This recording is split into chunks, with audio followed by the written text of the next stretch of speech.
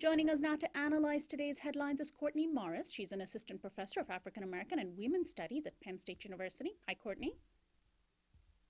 A 23-year-old Palestinian man from the West Bank has been accused of stabbing 13 Israelis on a bus in Tel Aviv, Israel. And while several people were badly injured, no one was killed. Police ran Mr. Hamza Mohammed Hassan Matrouk down, shot at him in the leg, and then arrested him. Israeli authorities are dubbing it a, quote, terrorist attack. It is the latest in a series of attacks by individual Palestinians who have used knives, meat cleavers, and even cars as weapons. Although Hamas did not take responsibility for this morning's incident, a spokesperson called it, quote, a natural response to the occupation and its terrorist crimes against our people. The Israeli paper Haaretz is reporting that the stabber told investigators he was, quote, motivated by Israel's summer war in Gaza and the recent fighting over the Temple Mount. Well, Courtney, should we be surprised that individuals will lash out in desperate ways when they feel like they have no options left? Well, I think that these attacks are not surprising, given what happened last summer with Operation Protective Edge. I mean, as you mentioned, as you know, more than 2,000 Palestinians, many of them civilians, died in that offensive. And I think that there's definitely a level of desperation that is driving these attacks. People are angry about those 2,000 deaths. They're angry about the continued expansion of Israeli settlements in East Jerusalem and the West Bank, and they're angry about the failure to move forward with the peace process. And they're also angry about the Israeli state's crackdown on Palestinians inside and outside of its borders while doing nothing to protect Palestinians living in Israel from mob justice. And I'm thinking here of the death of Mohammed Abu Qadir last July, the Palestinian teenager who was kidnapped in Jerusalem and burned alive. So the situation is desperate, and I think until Israel is willing to initiate a real peace process that will bring all of the actors to the table, there's no indication that the situation will de-escalate, and I think we can expect to see more of the same in the future, unfortunately. And then the diary of a Guantanamo inmate named Mohamedou Ould Slahi has just been published. Mr. Slahi, a Mauritian national, is now one of 122 people remaining in the U.S.-run prison in Cuba. His diary was written in 2005 and was edited by Larry Seams. It has taken 6 years to clear it for publication, and still the book is apparently heavily redacted.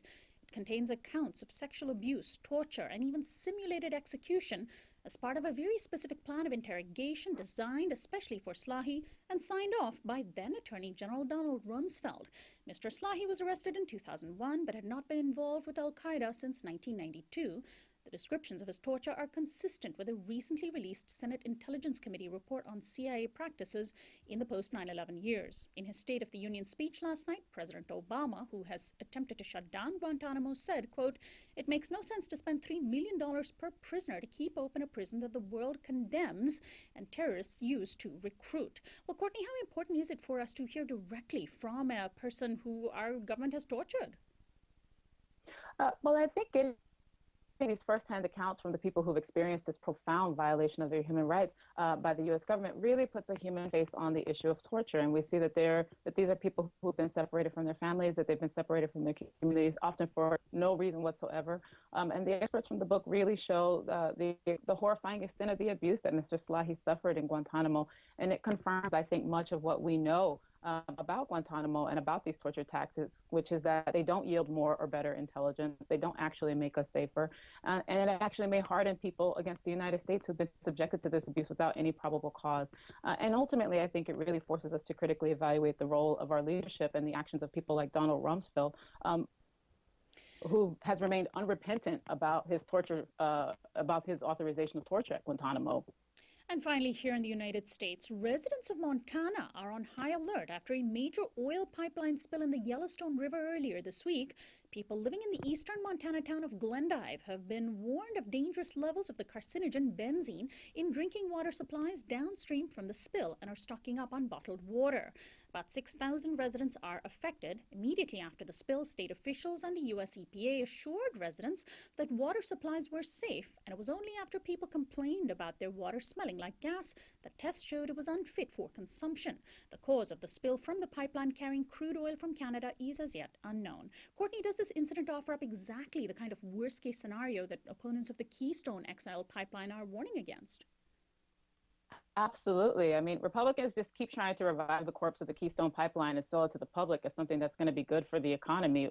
But nobody's buying that. The evidence just keeps building up that these oil pipelines in general are a bad idea. They're dirty, they're costly, they're difficult to maintain, and the environmental costs of a spill are incalculable. And so I think that the American people are being asked to sacrifice their bodily health and the environmental health of their communities for the benefit of corporations with zero accountability. And I think the evidence is so clear as to be overwhelming in this case. And it's encouraging to see that, as President Obama made it clear in his State of the Union address last night, that if a bill for Keystone comes to his desk, he will veto it. And I think that this is one case where he should absolutely do that. Courtney, thanks as always for joining us. You're welcome. Take care, Sonali. Courtney Morris is an assistant professor of African American and Women's Studies at Penn State University. We'll be right back.